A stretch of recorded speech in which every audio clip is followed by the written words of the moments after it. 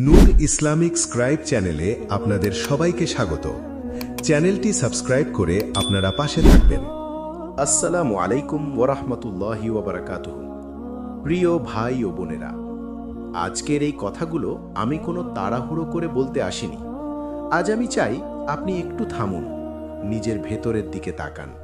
আমরা প্রতিদিন অনেক কিছু শুনি, অনেক ভিডিও দেখি, কিন্তু খুব কম সময়ে নিজের অন্তরের অবস্থা নিয়ে ভাবি। আজকের এই আলোচনা আসলে আমাদের অন্তরের সেই জায়গাটাকে স্পর্শ করার জন্য। আমরা সবাই আল্লাহকে ডাকি, আমরা সবাই বলি, ইয়া আল্লাহ, আমাদের রিজিক বাড়িয়ে দাও, আমাদের জীবনে শান্তি দাও। কিন্তু কখনো কি ভেবে দেখেছি আমাদের আচরণ, আমাদের ব্যবহার, আমাদের দয়া এসব আল্লাহর কাছে কেমন পৌঁছাচ্ছে? আল্লাহ তাআলা শুধু আমাদের নামাজের সংখ্যা দেখেন না, তিনি দেখেন আমাদের অন্তরের নরম ভাব, আমাদের দায়িত্ববোধ। ইসলাম এমন একটা দিন যেখানে শুধু মানুষ নয়, পশু পাখিও আমাদের আমানত। এই পৃথিবী আমাদের একার না, আল্লাহ আমাদের খলিফা বানিয়েছেন, দায়িত্ব দিয়েছেন, যার অর্থ আমরা দেখভাল করব, জুলুম করব না, দুর্বলকে কষ্ট দেব না। আমাদের প্রিয় নবী মুহাম্মদ সাল্লাল্লাহু আলাইহি ওয়াসাল্লাম ছিলেন দয়ার জীবন্ত উদাহরণ। তিনি কখনো নিজের সুবিধাকে আগে রাখেননি। তিনি এমনকি নিজের আরাম ছেড়ে দিয়েও অন্যের কষ্ট দূর করেছেন। তিনি আমাদের শিখিয়েছেন, যে ব্যক্তি মানুষের ওপর দয়া করে না, আল্লাহও তার ওপর দয়া করেন না। এই কথাটা শুধু মানুষের জন্য না, সব সৃষ্টির জন্য। ভাই ও বোনেরা, বিড়াল নিয়ে কথা বলছি বলে অনেকে ভাবতে পারেন এটা ছোট বিষয়, কিন্তু ইসলাম ছোট বড় দেখে না। ইসলাম দেখে আপনি দুর্বলকে কিভাবে দেখছেন। বিড়াল এমন এক প্রাণী যে কথা বলতে পারে না, নিজের কষ্ট প্রকাশ করতে পারে না, আর যাদের কণ্ঠ নেই তাদের ব্যাপারে আল্লাহ খুব সংবেদনশীল। সাহাবী আবু হুরায়রা রাদিয়াল্লাহু আনহুর কথা আমরা জানি। তিনি বিড়ালকে ভালোবাসতেন, আগলে রাখতেন। রাসূল সাল্লাল্লাহু আলাইহি ওয়াসাল্লাম কখনো এটাকে তুচ্ছ মনে করেননি, বরং তিনি বলেছেন, বিড়াল অপবিত্র নয়। এই কথার ভেতরে একটা বড় শিক্ষা আছে। যাকে সমাজ ছোট ভাবে, তাকেও ইসলাম সম্মান দেয়। একবার কল্পনা করুন, একটি বিড়াল সারা দিন খাবার না পেয়ে ঘুরে বেড়াচ্ছে, তার পেট খালি, শরীর দুর্বল। আপনি তাকে খাবার দিলেন, সে আপনার দিকে তাকালো। সে জানে না আপনি কে, কিন্তু সে বুঝেছে আপনি দয়ালু। এই মুহূর্তটা আল্লাহর কাছে খুব মূল্যবান, কারণ এখানে কোনো লোক দেখানো নেই, কোনো ক্যামেরা নেই, শুধু দয়া আছে। কিন্তু দয়া পূর্ণ হয় তখনই যখন আমরা ধৈর্য রাখি।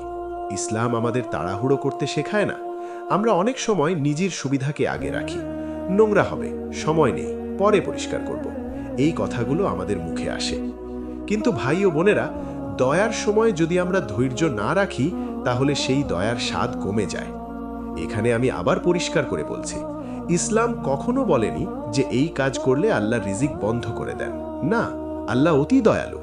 কিন্তু ইসলাম আমাদের শিখিয়েছে, যে আচরণে জুলুম, অবহেলা, কঠোরতা থাকে, সেখানে বরকত থাকে না। আর বরকত খুব নীরবে আসে, আবার নীরবেই চলে যায়।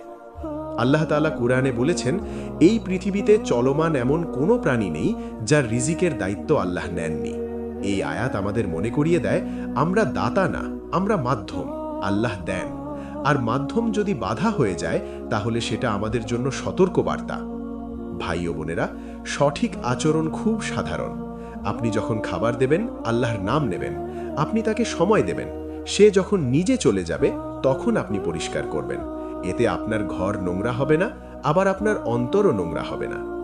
আর একটা কথা খুব গুরুত্ব দিয়ে বলি, রাগের মাথায় কোনো প্রাণীকে আঘাত করা, ধাক্কা দেওয়া, ভয় দেখানো, এসব শুধু প্রাণীর ওপর জুলুম না, এগুলো আমাদের অন্তরকেও শক্ত করে তোলে।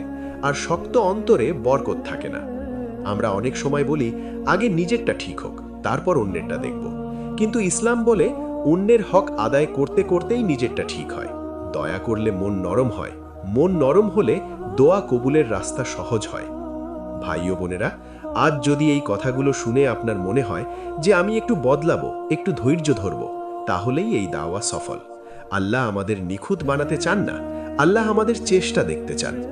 শেষ করার আগে আমরা একটু চুপ করি, নিজের জীবনের দিকে তাকাই। আমরা কোথায় কঠিন হয়েছি, কোথায় তাড়াহুড়ো করেছি, কোথায় দুর্বলকে অবহেলা করেছি। এরপর আল্লাহর কাছে ক্ষমা চাই।